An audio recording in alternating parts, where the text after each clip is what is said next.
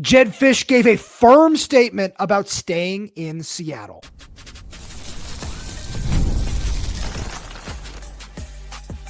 You are Locked On Huskies, your daily podcast on the Washington Huskies, part of the Locked On Podcast Network, your team every day. Welcome back into another edition of the Locked On Huskies podcast. I'm Roman Tomashoff. That's Lars Hanson. He writes with me over at Huskies Wire. Thanks for making this your first watch or first listen of the day, as we are part of the Locked On Podcast Network, the #1 sports podcast network. And today's episode is brought to you by FanDuel. Right now, new customers can bet just $5. And if your bet wins, you'll get $300 in bonus bets to use across the app. Download the app today. And just a quick reminder to all you everydayers out there, wherever you get this podcast, YouTube, Spotify, Apple Music, Amazon Music, wherever that might be, make sure to click that subscribe button, click that little bell as well, so you don't miss when we post a new show. Plus, if you're on the audio only side of things, please make sure to leave us a 5-star review, as it does help the program out a lot. Now, Lars, we got a really fun show coming at all the everydayers out there today. It's all about Jedd Fisch, because that loss on Saturday at Wisconsin was such a disaster. We have a lot that we're going to get to about the game against Purdue later this week, but we need to talk about all the positives and negatives of Jedd Fisch and what his brief tenure has been at Washington, because there is a lot of a case to just have him stick around. I don't know about a contract extension at this point in time, because today he got asked by our good buddy Christian Capel about, his future and everything. And he gave a very strong statement about why he wants to stay around. He did. I mean, he touched on a lot of things. One thing he did acknowledge, I don't think he's done it yet to date, but he did acknowledge his family did move back to Arizona. And the context within that is, I believe his youngest daughter had been to like 5 or 6 schools in an 8-year span or whatever it was.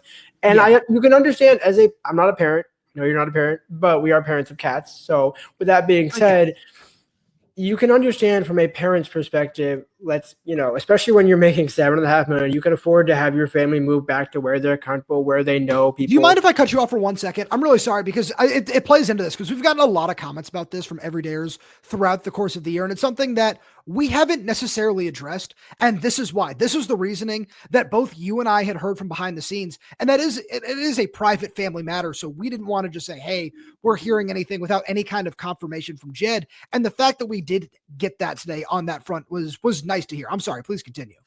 No, and I think it was good because none of us, to our, I want to say credit, had asked him about it. It's not our business to ask about his private life. We see Amber and the kids after games and things like that. But, aside from that, it's not our business to say, hey, did your family move back? Why is your family not here? Yeah. Right. And if, by the way, if we're seeing them at games, there's no reason for us to insinuate anything otherwise than if they move back. By the way, you can't blame somebody for living in Arizona. It's nice and warm. Shout out to them. If you can do that, go for it. But aside from that, they're clearly very happy in Seattle. And when you look at what else Jedd said, because I do think I wanted to leave with that, because I do think that was important since we hadn't touched on it. The other foundational part of this is the young team. You have so many pieces building for 25, 26, 27 and beyond. The recruiting class coming in ranked in the top 20 on 247 composite. All those factors play into we're just still building here. And it's almost a credit and a testament to Jedd, where the expectation unfairly is now set by Kalen's 25-3. That's the expectation in 2 years. Now, it's not realistic, and I'm not really saying that, but the fact of what he did in that 2-year run, coming off a national championship, appearance, nobody expected Jedd to make the playoffs last year or really do anything last year. But in year 2, you want to see some improvements. In year 3, it's just kind of frustrating, I think, for fans, and I understand it, where they want to see that success, and to lose like you did at Wisconsin doesn't help that. So I agree with you. The one thing I'll say about your comment about unfair expectations as it comes to, Kalen is related to Jedd. I don't think it's that Jedd was expected to make the playoffs in year 1. I agree with you there. But I think that, and anybody who thought that, it's like, no, you have to reset expectations with the way the roster was just decimated after that year. I think the bigger thing was Kalen reminded you what's possible at Washington, because for a very long time, that was just not so much the case. And, the Jimmy Lake era was 2 years, felt like a lot longer than that. Chris Peterson got close, but didn't get to that point. And he reminded you that Washington can be a consistent winner. Kalen DeBoer showed you that Washington can be at the top. And I think that's a really important part to note in all of this. But as I look at what Jedd said today, the players, like it obviously is so important that he's building a young core. And he said that at 3 or 4 different points when he talked about, oh yeah, our players are excited to get back on the field this week against Purdue. They're excited. We didn't lose any, energy or momentum in the building because of that. It's because of how many freshmen we have starting and playing a whole bunch. And I do think that's fair. And I look at this situation, and I'm sure that, everyone is entitled to their own opinion about what, the interest in Florida is or was, I think you should say, because this is one of those cases where that loss probably takes you out of the running for that job if you were involved in the first place. So that's one thing that I think it just needs to be mentioned in this discussion as well. And I'm glad you mentioned the 26 recruiting class, because that's something I want to talk about a little bit later on. When I think about one of the positives of Jedd is he has done a great job recruiting at a very high level since he got here. I don't think it's perfect. I think that especially when you look at the defensive line, there are things you can continue to do better, but especially compared to not just where Kalen was and where Jimmy was, but where the majority of the Chris Petersen era was in terms of recruiting.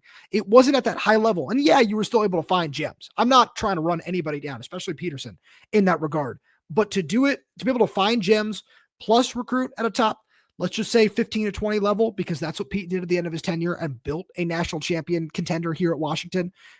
That's something that matters. And as Jedd said, yeah, all of these that I see, that are just out there in the ethos, wherever, those all impact recruiting. And I think that's something that's important in all of this, because as you know, Jedd's future is still questionable. It's still up in the air. We've talked about the fact that he probably is looking for a raise and extension. And that probably has played a lot into these UCLA conversations and rumors and whatever else as well. I think that's all important to note, because at this point in time, after that loss, I think Pat Chun holds all the cards in terms of that part of Jedd's future. Yeah, I don't disagree with that. I just think that the overarching concern is, where does Jedd, Jedd's saying he wants to be at Washington. Jedd said at his opening press conference that when he got hired at Washington back in January 2024, that his family, wants to win at Washington and thinks they can win in Washington. That's all great. But when the optics and, as much as Jedd is a salesman, he's not the greatest when it comes to making you believe certain things. And, when you see some mannerisms, that's just like, man, are you really fully here? Or are you just using this to find something else down the road? And his record and his history doesn't help him. I think that's the other thing that people are looking at with Jedd, where with Petersen, it was, dude was a Boise State lifer. It was a miracle you got him out of Boise. Jimmy Lake was a promotion. Kalen DeBoer was a promotion up to the Power 4 and Power 5 level. And look what happened there. He took off for Alabama. It always seems like outside of Chris Petersen, you don't have that one coach that you can point to and say, this guy clearly wants to be here. He's invested here. Now, to Jedd's credit, he did point out, well, look how much of a hand I played in the facilities. Look how much of a role I played in these sorts of factors, improving the program and doing this and that. I thought about that from 2 different perspectives. One of Jedd saying, yeah, you did all that so you could win and do things here and build your program at Washington for 5 or 10 years. Great. That's one track. Or you could say, hey, I did all this for the program, so if I go, I'm leaving the program in a better position than I found it, which is kind of a hard argument given that Kalen went to the national championship. But I can see, fans buying into both sides of that. And so for Jedd, it just comes down to straight up winning, which, right now he's doing at 6-3, but just it's kind of the wrong time to play the card, given you just lost 13-10 to Wisconsin. And that's such a big part of just, I don't everyone is going to say, oh, these comments came too late. They're this, they're that. I still think that the fact that he said it is a good thing. And I do think they came a little bit too late personally as well, because he's had 2 other chances to answer that question. And like you and I have talked about before, we still believe that he will wind up being here as the coach of Washington next season. It's curious that these are the circumstances that got this to come to fruition. And that's where I look at the situation, and I'm interested, because it just leads into a much broader discussion that we just can't have over the course of one segment. Is let's talk about the positives and the negatives so far of Jedd Fisch's tenure here at Washington.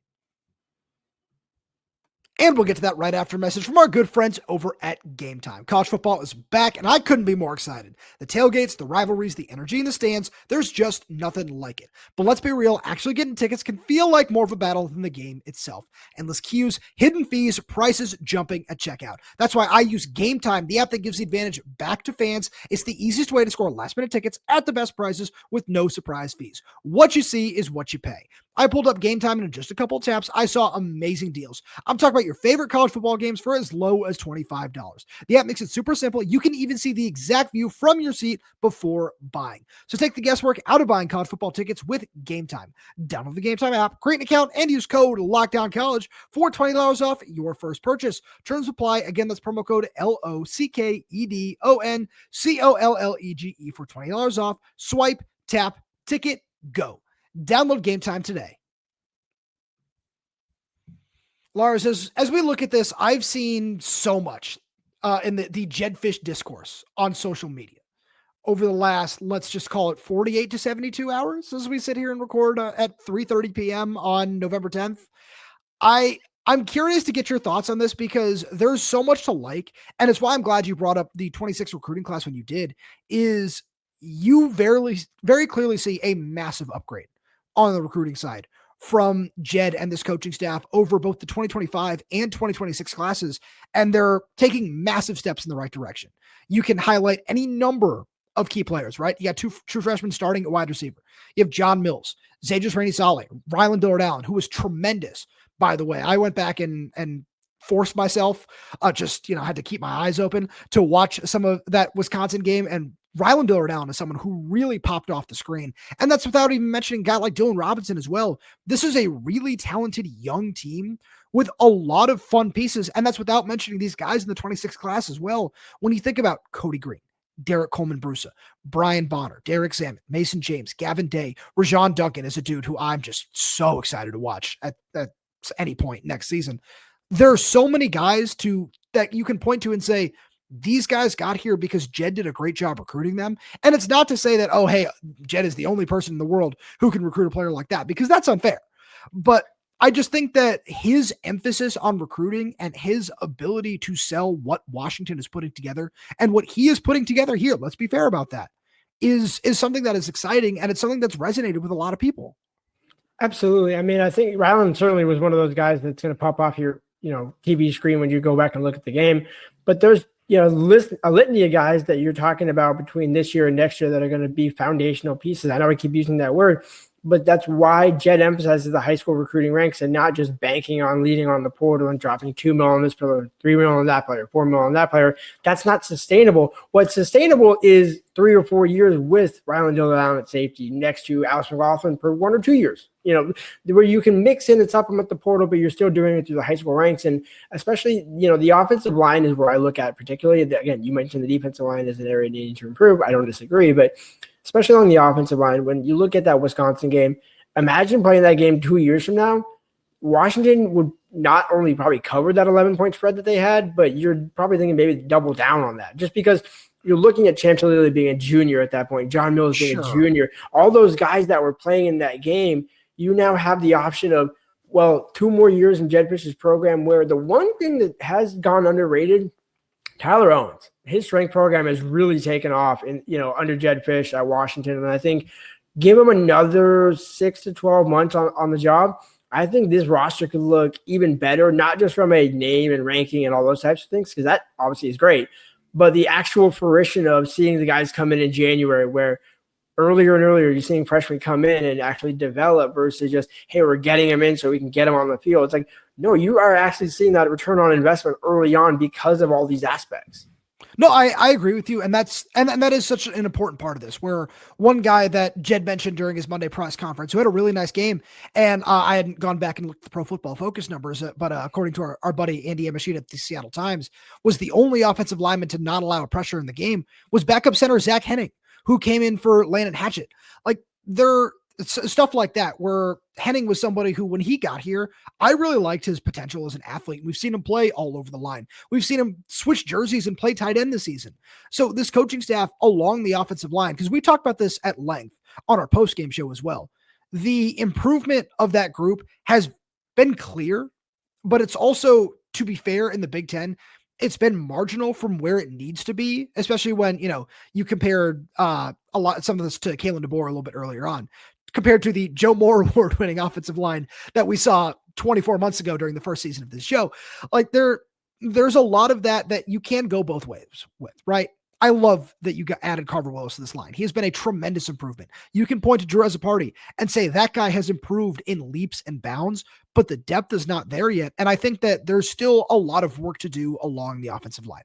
I'm curious to see if Drew is able to suit up and play this week, or if he's not, if Paki Finau is the guy who suits up behind him, because I think that's one of the ways that Jedd and this coaching staff might be able to really flex their depth is by putting maybe Paki Finau at left guard and kicking John Mills over to right tackle, which is another thing that he proposed during his press conference on Monday. There are so many different ways that you can continue to build out that depth, but this is why I'm glad you pointed at Tyler Owens as well. These things take time, and it's frustrating right now for sure. And I think one of the biggest reasons that it is so frustrating, it's not just when you look at some of the injuries that Wisconsin team had coming into the game, but it's just the fact that the record, the points per game in Big Ten play, all of these things just pointed to a team that was really, really struggling. And with or without injuries, that should be a situation where you put a team like that away. And this loss does not fall strictly on the offensive line. It falls on the offense as a whole, which, as we've said several times already, comes back to Jedd Fisch. And in a way also, as he touched on, I wrote about on Huskies Wire, it does come back to special teams as well, which is ironic because Jedd invested in the special teams during the offseason. And, when he mentioned having to drive 85, 90 yards at, each drive, okay, I believe that, but you're paid $7.5 million for what? Now, the other kind of caveat in that is you can lose one guy. You can lose a couple guys. It is kind of fair to note how many guys when Jonah was not playing and then you had Drew Azzopardi. Like, we really got to start to think about how many guys were not a factor in that game, especially in the second half. And ironically, actually, Washington had more yards rushing in the first half than they did in the second, which surprised me. So, yes, I agree with all those points. But like I just said, though, Wisconsin was dealing with all those injuries, and Wisconsin, especially behind a strong front seven, which has been the weak point so far when it comes to recruiting. And, that we've explained some of the nuances there, and I think it's worth discussing again. That's why they were able to win the game. It's no matter what we look like on the front seven, like Mason Posa, a dude that I know I've raved about on this show, is someone who I'm just so overly impressed with in high school and now at Wisconsin as well. Like, those are things that need to continue to improve. And we're seeing that at linebacker, right? Especially if you're able to add Ramzak Fruin to this 26 class with Isaiah Tokyo, another big, long linebacker, and Zaydrius Rainey-Sale, another big, long, fast linebacker. Because that was one thing that Jedd said that really stood out to me was I asked him what he learned. And one of the things that he talked about was continuing to add size and length to the middle of the field. And he's not just talking about the offensive and defensive lines, which really does help. He's talking about linebacker and safety and running back and tight end. And I think those are things where when you look at these recruiting classes, those things do shine through. That's why, if you talk to anybody about Brian Bonner, it's, oh yeah, we think that guy can play 220 pounds by the time he's, fully filled out his frame in college. And you look at Rajon Duncan, Gavin Day, 6'2", 6'3", 6'4", like big time players, not just in terms of the way they hit, but in terms of their stature as well. He is learning a lot of these things from what it takes to play and win in the Big Ten, but you still need to continue to recruit that at a very high level. And it starts up front, and the rest of it, the secondary looked awesome against a very bad Wisconsin passing attack, but you could tell that you have that size and length and speed and athleticism and all that in the secondary, but you need to continue to add to that up front. And I think it just comes down to you need to continue investing more and more NIL resources into that as well. Which we know they absolutely will. And I think it's kind of a cataclysm of so many different things happening. It's so many. We're not giving Jedd a pass by any sense for the Wisconsin game. And if you take the season in totality, it's pretty good. The catch is, do you finish 9-3? Because if you finish 9-3 in the regular season and you get 10 wins, 10 wins is still attainable here, people. Like, that's as crazy as I was, sounding potentially, after the game Saturday, got some messages saying, hey, what, you seem like you're ready to blow there. I was like, yeah, I understand that, but I'm also aware of the fact that they're still attainable for what they wanted to do this season. They won't make the playoffs, but nobody thought they would. We didn't even think they would, but 10 wins is still attainable. We had to talk about it. Exactly. And 9 wins is still very much attainable. To me, it's if you can finish on that note and get a running start into 26 and then do that in 26, make the playoffs in 26 because you have Damon back and, Adam Muhammad and all the pieces at receiver and so on and so forth. Everything is still there for Jedd, and it's almost like a testament to him where if fans are expecting that much out of Jedd, it's because they believe in him to do that. Not that, Jedd is saying he's going to do all these things and make the playoffs, because he hasn't. He flat out hasn't said that. So Absolutely. For me, it's a case of just be patient, breathe a little bit. Once UCLA makes its coaching hire, when some of these coaching carousel moves get, finalized and Jedd's still at Washington, I think fans will breathe easier. And then you combine that with a win, a 9-3, 10-3 record, then you're more than fine. So I agree with you on all of that. And there's so much more we need to dive into regarding this, but we got to take a quick break first, because we've got a message from our good friends over at FanDuel. The NBA is back, and there's no better place to get in on the action than FanDuel, the official sports betting partner of the NBA. Even if you missed the start of the game or you want to ride the hot hand, FanDuel has live bets on everything from who will score next to fourth quarter comebacks. Plus, you can even combine your live bets into a same-game parlay for a shot at a bigger payout.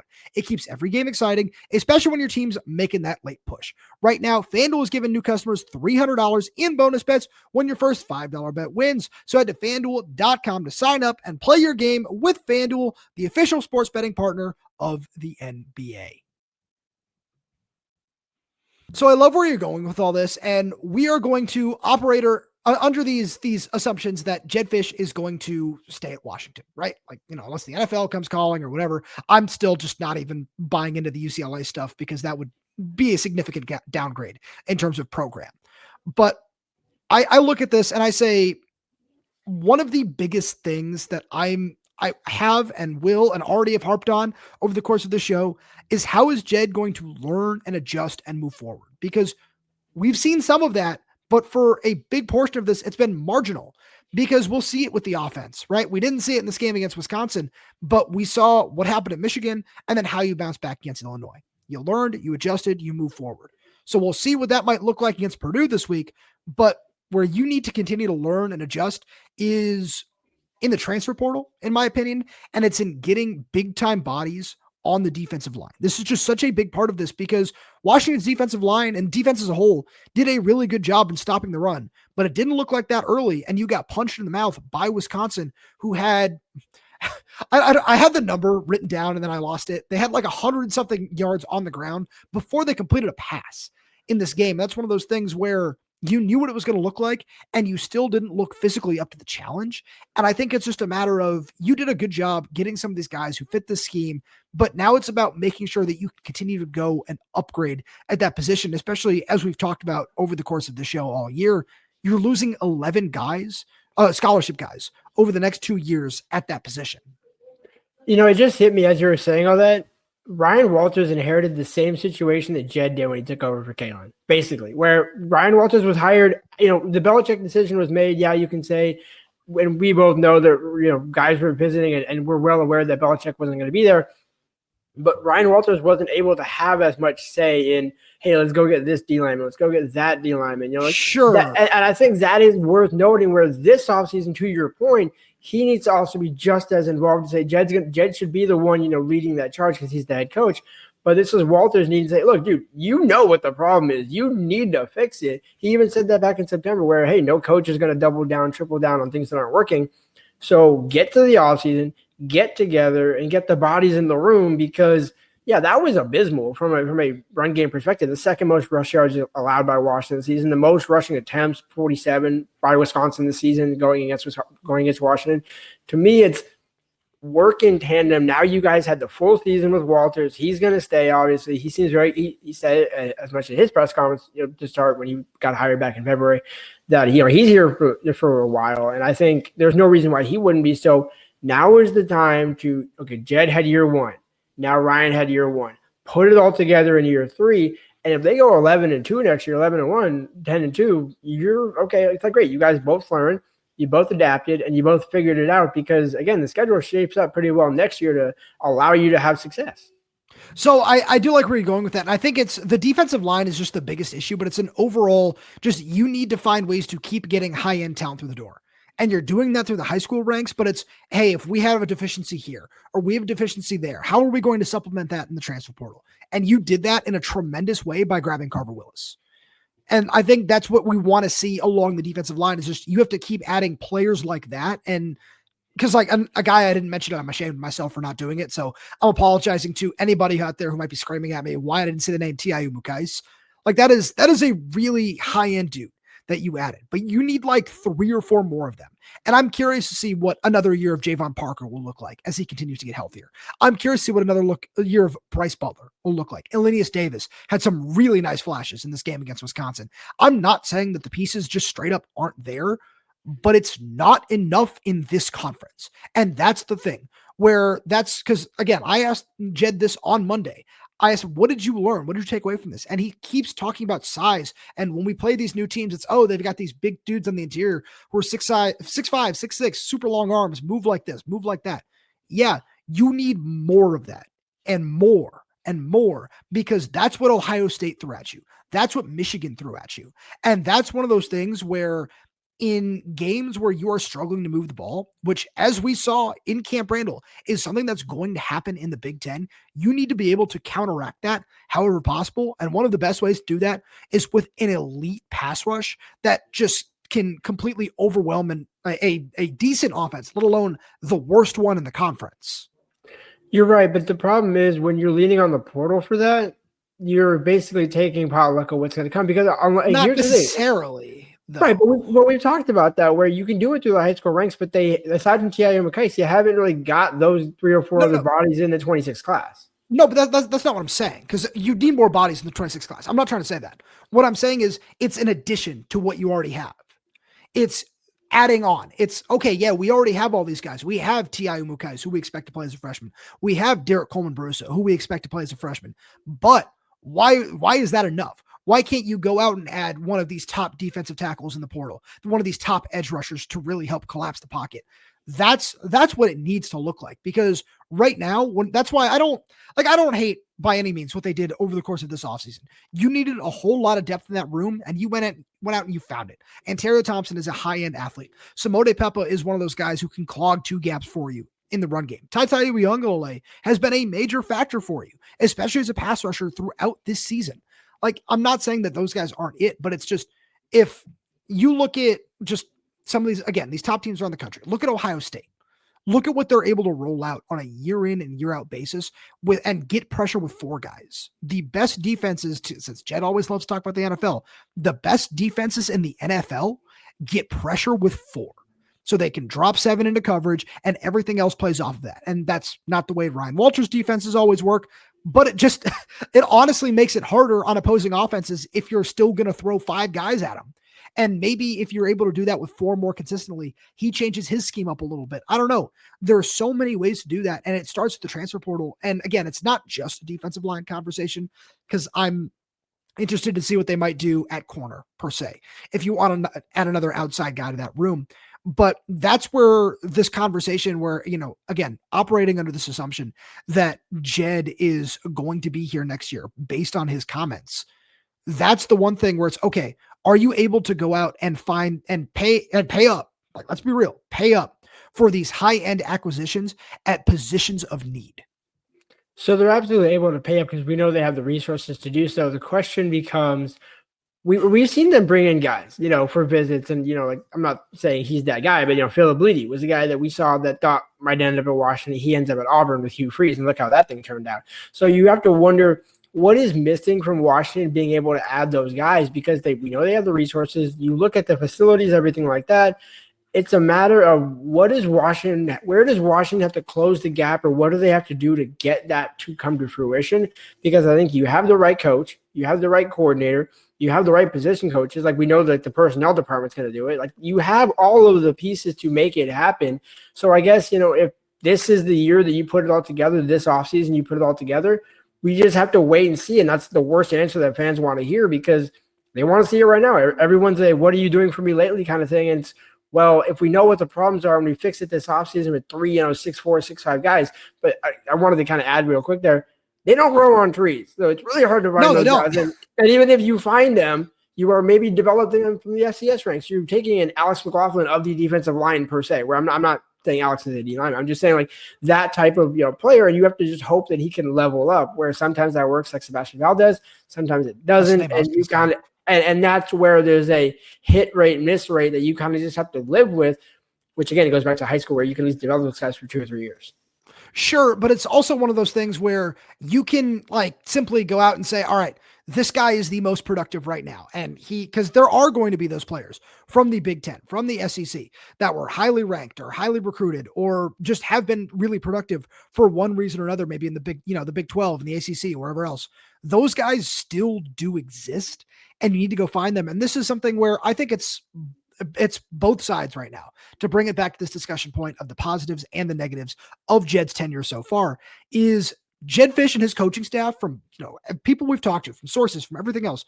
We know they understand that, but there's still a level of you need to continue to execute that and prove that you can continue to level up. And I know that these guys understand that. I know that for a fact, but now the question is, how are you going to continue to do that? Is it going to be, hey, we need to go out and we need to make sure that we push and add this much more to our war chest or whatever by the end of the year? And that's from Pat Chun, from Jedd Fisch, whatever. Is it something that looks like that? Or is it, we need to go out there and continue to improve our sales pitch because we have X, Y, and Z. We have so many positions open because we need this many players to rotate on the defensive line. Whatever it might look like, there's so much of that I'm curious to see what that's going to look like over the next couple of months.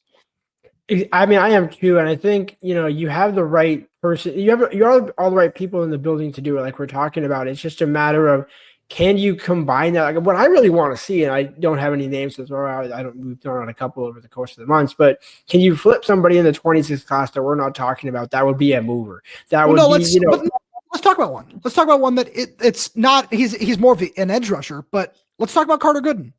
Like that's the name where we talked about him on the show a couple of weeks ago. That's the kind of guy where who knows if he's going to stay with UCLA at this point. We know Tennessee's in the mix. We know Miami's in the mix, right? Are you able to get that guy on an official visit before early signing day and ink him then? And if he doesn't sign in the early signing window, do you get him on an official visit in the next couple of months? That's the kind of player where that's what you need to add from the high school ranks right now. And I think you still need a couple of, guys like J.D. Hill, who they offer from Mission Viejo, Noah Tischendorf from Lake Ridge High School down in Oregon. Like if you can add guys like that too, that's great because you can still restock the cupboards. Like the way that J.D. Hill, I was really impressed how he moved on film, by the way. We haven't got a chance to talk about him.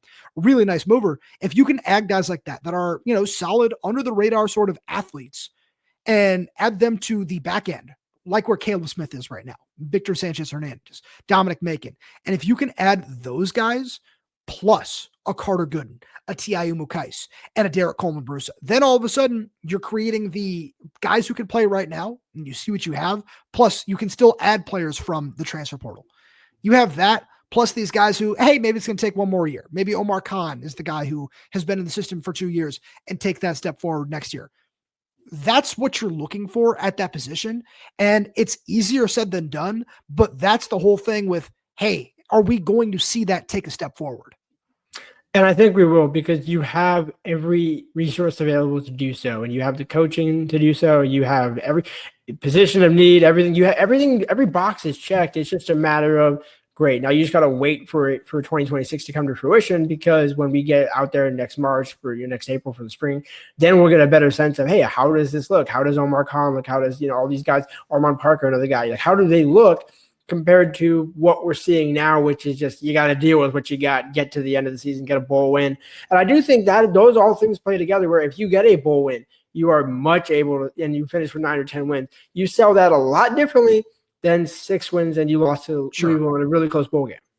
Sure. So I certainly agree with that, but this is one of those things though, when it comes to where it is versus where it needs to be, I don't think you need to wait until March or April, because there should, and that's the thing, you should be able to see those clear improvements just by the caliber of player that you're bringing in. And again, we're seeing that in the 26th class with a whole lot of these guys, but you need to see more of it, right? That's the thing, is it's good, but it needs to be great. It's right now. And before we get out of here, right now, this team is good.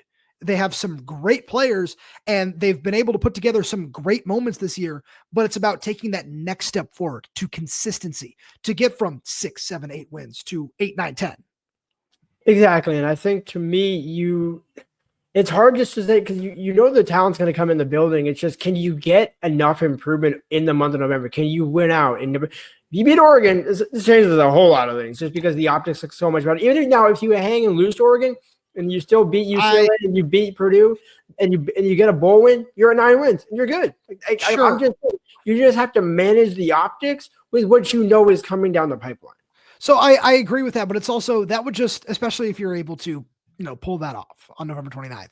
It's just, I think it just emphasizes what went wrong and how frustrating this would be in terms of the consistency of everything even more moving forward. And that's something I'm really interested in because, again, there's a lot to like.